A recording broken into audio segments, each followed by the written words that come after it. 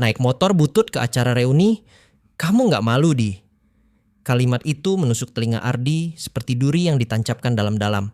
Di tengah gelak tawa teman-temannya yang kini tampil mewah, berdasi, dan beraroma parfum mahal, Ardi hanya berdiri diam dengan jaket lusuh dan motor tuanya yang terparkir di pojok halaman. Tak ada yang menyambutnya hangat, tak ada pelukan pertemuan setelah bertahun-tahun. Yang ada justru bisik-bisik dan lirikan penuh ejekan. Padahal Ardi datang bukan untuk pamer. Ia hanya ingin bernostalgia, mengenang masa putih abu-abu yang dulu pernah mereka jalani bersama. Tapi ternyata reuni bukan lagi tempat untuk tertawa bersama. Kini semuanya seperti ajang pamer pencapaian. Siapa yang paling kaya, siapa yang paling sukses, siapa yang paling hebat. Dan Ardi yang datang tanpa gengsi justru jadi bulan-bulanan. Allahumma sholli ala Sayyidina Muhammad wa ala ali Sayyidina Muhammad. Sahabat kisah, sebelum lanjut menonton kisah nyata penuh haru ini, yuk tulis shalawat di kolom komentar dan bantu share video ini. Karena bisa jadi, seseorang yang kita hina hari ini, justru orang yang paling pantas kita hormati nanti. Tak ada yang menyangka reuni SMA sore itu akan menjadi ajang penghinaan paling menyakitkan bagi seorang pria bernama Ardi. Dia datang bukan membawa mobil mewah, bukan dengan setelan jas mahal, dan bukan pula dengan parfum wangi seharga jutaan. Ardi datang hanya dengan motor butut berasap, jaket lusuh, dan sepatu yang warnanya sudah pudar karena usia. "Woi, itu Ardi ya?" seru seseorang dari kerumunan alumni. "Masih hidup rupanya. Gila, masih pakai motor itu juga." Gelak tawa langsung pecah. Beberapa orang tertawa lepas, beberapa lainnya hanya senyum menahan malu. Ardi hanya menunduk, melemparkan senyum tipis. Di tangannya ada kantong plastik berisi 2 dus roti isi. Ia bawa untuk dibagikan tanpa diminta. Namun niat baik itu tak ada yang menyambut. Semua sibuk dengan geng mereka, berbicara soal pencapaian, mobil baru, dan jabatan di perusahaan ternama. Seriusan dia datang naik motor? Astaga, dia pikir ini acara sunatan massal? Ejek Reno, mantan ketua OSIS yang kini punya bisnis properti. Reno melangkah mendekat. Dengan suara keras ia berteriak, "Reuni ini buat nostalgia di. Bukan buat bikin kita semua merasa bersalah, lihat kamu." Tawa pecah lagi. Bahkan MC acara ikut tersenyum kaku. Ardi tetap berdiri tenang. Ia tahu betul, kesuksesan sejati tidak diukur dari suara tawa orang yang sedang sombong. Ia berjalan masuk ke aula sekolah, menatap sekeliling. Spanduk besar tergantung megah. Reuni 15 tahun, angkatan 2009 SMA Nusa Bakti. Teman-teman lamanya sibuk berfoto, live Instagram, dan menyapa hanya yang mereka anggap selevel. Tak ada yang menghampiri Ardi. Bahkan bangku di dekatnya pun sengaja dikosongkan. Namun Ardi tidak marah. Dia hanya menghela napas, lalu duduk di pojok ruangan dan membuka roti isi yang ia bawa. Ditaruhnya di meja bersama makanan lain. Beberapa menit kemudian Reno kembali. Ardi, serius nanya deh. Kamu sekarang kerja apa? Jangan-jangan masih ngojek?" Ardi menatapnya datar. "Saya masih kerja serabutan." "Wah, luar biasa guys." Reno menepuk tangan. "Kita udah punya kantor, dia masih jadi tukang antar." "Keren juga ya, hidupmu nggak maju-maju." Beberapa alumni tertawa keras. Salah satu di antaranya berkata, "Kata orang sih, dia tinggal di kontrakan sempit. 1 kamar buat tidur, makan, sama kerja." "Yah, hidup minimalis," katanya. Sahut yang lain sambil tertawa mengejek. Ardi hanya mengangguk pelan. Ia tak berniat membalas karena dia tahu.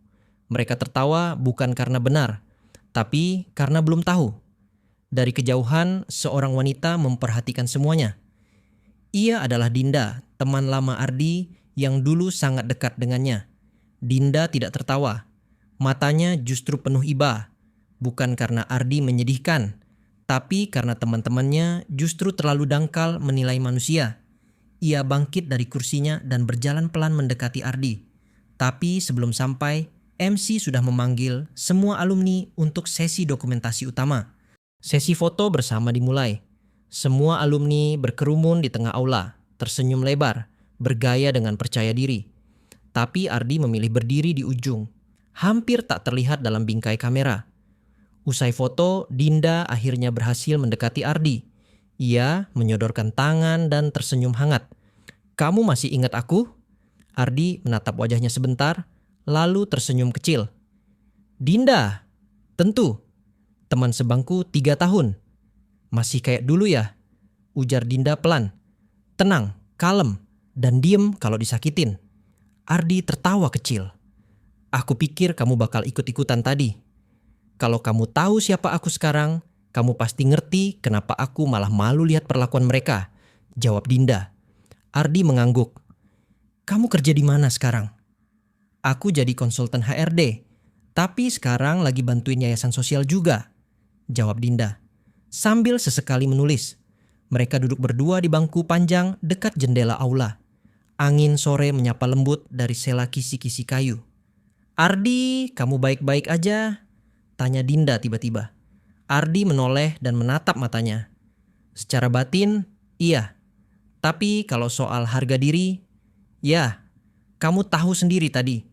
Dinda menghela napas. Mereka pikir bisa menilai orang cuma dari apa yang dipakai dan dikendarai. Ardi tersenyum. Padahal yang terlihat itu cuma kemasan. Isi sebenarnya kadang nggak bisa ditebak. Dinda terdiam. Lalu ia menatap Ardi dalam-dalam. "Kamu udah nikah?" Ardi menggeleng pelan. "Belum, masih sibuk sama kerjaan." Dinda tersenyum lembut. "Aku juga belum." Percakapan mereka mengalir hangat. Hingga akhirnya Ardi melihat jam di dinding. Sudah pukul 17.40 sore. "Aku pulang duluan ya," ujar Ardi sambil berdiri. "Kayaknya cukup sampai di sini." "Yakin gak mau ikut makan malam alumni nanti?" Dinda terlihat kecewa. Ardi tersenyum lembut. "Aku gak enak kalau cuma jadi bahan lelucon." Dinda menggigit bibir. "Tapi, boleh aku simpan nomor kamu?" Ardi mengeluarkan ponsel jadul dari sakunya dan menyebutkan nomornya. Dinda mencatat di ponsel canggihnya. "Kalau kapan-kapan kamu sempat, kabari ya. Aku pengen ngobrol lebih banyak," ujar Dinda sambil melambaikan tangan. Ardi mengangguk lalu melangkah pergi. Ia melintasi halaman sekolah sambil memandangi langit senja yang mulai jingga. Motor bututnya menyala setelah 2 kali di starter. Helmnya sudah retak di sisi kanan, tapi ia tetap memakainya. Saat itu juga Reno berdiri di dekat gerbang sambil tertawa ke arah temannya. "Tuh orang paling pantas dapat penghargaan. Alumni paling menyedihkan." Ardi mendengarnya, tapi tak menoleh. Ia hanya menarik napas dalam-dalam dan melaju pelan keluar gerbang. Di dalam hatinya ada sesuatu yang kuat. Bukan kemarahan, tapi tekad untuk membuktikan bahwa hidup bukan soal gaya, tapi dampak. 2 hari berlalu. Grup alumni di WhatsApp ramai membicarakan acara reuni. Foto-foto dibagikan, terutama yang menampilkan Reno dan gengnya. Namun, tiba-tiba sore itu, salah satu anggota grup mengirim tautan berita. Startup lokal ini dapat pendanaan 50 miliar dari investor luar negeri. Semua penasaran. Saat tautan dibuka, nama yang muncul mengejutkan banyak orang. CEO PT Garis Lurus, Ardianto Prasetya. Reno langsung mengetik di grup. "Serius nih, nama sama, wajah sama. Ini Ardi yang kemarin datang pakai motor itu?" Beberapa alumni lainnya mulai menyambung informasi. "Iya, gue pernah lihat dia di wawancara. Tapi dia kayak sengaja nutup-nutupin identitasnya. Gue kira dia kerja serabutan. Ternyata pemilik startup yang sekarang kerja sama Pemprov dan Google." Tulis yang lain. "Gue malu banget, sumpah," tulis alumni perempuan. "Kemarin malah ikut-ikutan ketawa pas dia dihina." Dan dalam hitungan jam, suasana grup alumni berubah. Reno, yang paling keras mengejek Ardi, kini mendadak hilang suara. Keesokan harinya, nama Ardi muncul di kanal berita televisi nasional. Wawancaranya sebagai CEO muda inspiratif langsung viral di media sosial. Dengan suara tenang, ia menceritakan perjalanannya. Dari kurir ekspedisi, petugas keamanan, hingga mendirikan startup dari sebuah kamar kontrakan. Banyak orang menertawakan saya waktu itu. katanya di layar kaca. Tapi saya tidak pernah balas menertawakan. Saya balas dengan bukti. Di grup alumni, Reno akhirnya muncul. Guys, aku salah besar. Aku mohon maaf banget sama Ardi. Aku nggak tahu dia sehebat itu. Tak ada yang langsung membalas. Bahkan beberapa alumni terlihat mulai menyindir balik Reno. Dulu paling keras ketawa, sekarang paling dulu minta maaf. Sore itu, Reno berdiri di depan pagar sebuah bangunan besar bertuliskan PT Garis Lurus Indonesia. Kantornya Ardi. Dengan wajah tegang, Reno masuk ke lobi dan menyampaikan ke resepsionis bahwa ia ingin bertemu CEO.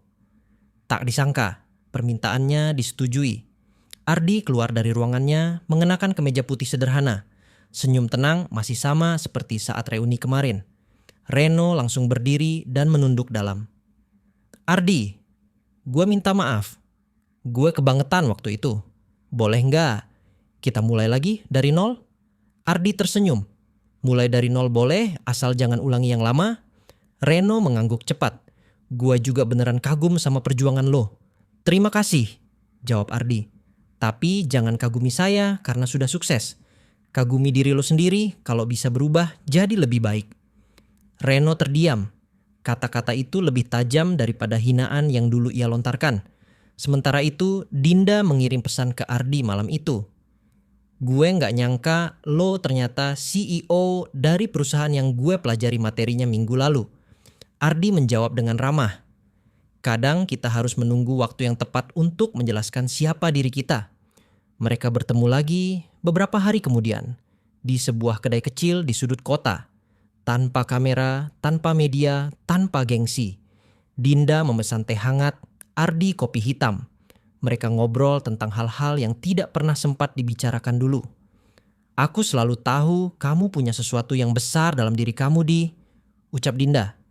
Aku juga selalu tahu kamu orang yang gak ikut-ikutan menilai orang dari penampilan, jawab Ardi. Kalau dulu aku lebih peka, mungkin aku gak akan melepaskan pertemanan kita sejauh ini, ujar Dinda lirih. Ardi hanya tersenyum. Yang penting kita ngobrol lagi sekarang. Beberapa bulan kemudian, Ardi menjadi pembicara di sebuah seminar nasional bertema Dari Nol Menjadi Bermakna. Ratusan orang hadir. Dan di antara para peserta, terlihat beberapa wajah alumni yang dulu pernah menertawakannya. Di atas panggung, Ardi berkata, saya tidak akan ceritakan berapa omzet perusahaan saya. Saya hanya ingin bicara soal proses ia mengangkat foto motor tuanya yang dulu diparkir di sekolah. Saya datang ke reuni dengan ini. Banyak yang tertawa. Tapi saya tahu, bukan mereka tujuannya. Saya datang karena ingin mengingat dari mana saya berangkat. Karena kita tak akan tahu kemana kita akan pergi kalau lupa dari mana kita memulai. Tepuk tangan riuh terdengar di seluruh ruangan. Beberapa orang tampak berkaca-kaca, termasuk Dinda. Selesai acara, banyak peserta antre untuk berfoto. Tapi Ardi paling lama duduk bersama seorang pria tua yang datang memakai sandal jepit. Ternyata pria itu adalah Pak Darto, guru penjaga sekolah yang dulu pernah membantu Ardi saat kehabisan uang saku. Pak, kalau dulu Bapak nggak ngasih saya makan lontong, mungkin saya udah nyerah sekolah waktu itu, ujar Ardi sambil memegang tangan Pak Darto. Pak Darto menepuk pundaknya. Kamu yang hebat, Di. Bukan karena kamu jadi kaya, tapi karena kamu gak lupa siapa yang dulu nemenin kamu susah. Hari-hari berlalu, Ardi makin dikenal sebagai pengusaha yang rendah hati. Ia tetap tinggal di rumah sederhana dan tidak pernah membeli mobil mewah. Motor tuanya masih ia rawat, bukan karena tak mampu beli baru, tapi karena motor itulah yang mengantar semua kisah luar biasa ini. Grup alumni kini berubah arah. Mereka tak lagi memamerkan kekayaan, tapi mulai berbagi cerita perjuangan dan saling bantu. Banyak dari mereka yang meminta maaf secara pribadi ke Ardi, termasuk alumni yang dulu ikut menertawakannya. Ardi tidak pernah menyimpan dendam. Ia membalas semua hinaan dengan prestasi dan keheningan. Dinda sendiri kini menjadi relasi bisnis Ardi. Bersama mereka membuka pelatihan gratis untuk pemuda pengangguran di kota kecil. Gua gak nyangka reuni yang kemarin malah jadi titik balik buat banyak orang, ujar Dinda saat rapat program sosial. Ardi tersenyum. Kadang Tuhan mempertemukan kita lagi, bukan untuk balas dendam, tapi untuk menyembuhkan luka yang dulu kita diamkan. Setahun sejak reuni, SMA Nusa Bakti mengundang Ardi kembali. Kali ini sebagai tamu kehormatan dan alumni paling inspiratif. Ia berdiri di tengah aula yang sama, namun kali ini semua berdiri dan memberi tepuk tangan saat namanya disebut. Tak ada lagi hinaan, tak ada lagi bisik-bisik, yang ada hanyalah rasa kagum dan hormat. Ardi membuka sambutannya dengan kalimat yang membuat semua terdiam. Kalau saya datang ke reuni tahun lalu dengan mobil Alphard, mungkin saya nggak akan dapat pelajaran paling penting dalam hidup saya. Pelajaran bahwa kita semua masih belajar jadi manusia. Dan terkadang jalan terbaik untuk itu adalah dijatuhkan dulu, biar bisa naik lebih tinggi. Beberapa alumni menangis pelan. Reno sendiri datang dan duduk di barisan depan, menatap Ardi dengan penuh rasa hormat. Reno berdiri dan berkata lantang, "Ardi, kamu bukan hanya teman terbaik, kamu adalah guru terbaik dalam hidup saya." Ardi berjalan ke arah Reno dan memeluknya. Kalau semua orang bisa mengakui kesalahan dan berubah, dunia ini bakal jadi tempat yang lebih baik. Kisah ini bukan tentang balas dendam, tapi tentang bagaimana keheningan, kerja keras, dan kerendahan hati bisa mengubah pandangan dunia. Dan bahwa yang diremehkan hari ini bisa jadi adalah tumpuan masa depan esok hari. Dari motor butut dan jaket lusuh, lahir satu sosok yang menggugah ribuan hati. Dari rasa sakit, lahir kekuatan untuk tetap tersenyum dan berjalan terus ke depan. Ardi bukan pahlawan super. Ia hanya manusia biasa yang memilih diam saat dihina dan bekerja saat dilupakan. Hingga akhirnya, semua yang dulu menertawakan, kini diam terpaku, lalu bertepuk tangan. Dan mereka semua sadar, tidak semua yang sederhana itu lemah. Karena justru, yang kuat seringkali bersembunyi dalam diam. Ardi tak pernah meminta dihargai. Ia hanya ingin diperlakukan seperti manusia. Dan kini, seluruh negeri menghargainya. Bukan karena tampilannya, tapi karena hatinya. Allahumma sholli ala Sayyidina Muhammad wa ala ali Sayyidina Muhammad. Sahabat kisah, semoga dari cerita ini kita belajar. Jangan menilai seseorang dari penampilannya. Tinggalkan komentar, saya tidak akan meremehkan orang lagi. Jika kalian tersentuh dengan kisah ini, jangan lupa like, share, dan subscribe agar makin banyak yang terinspirasi.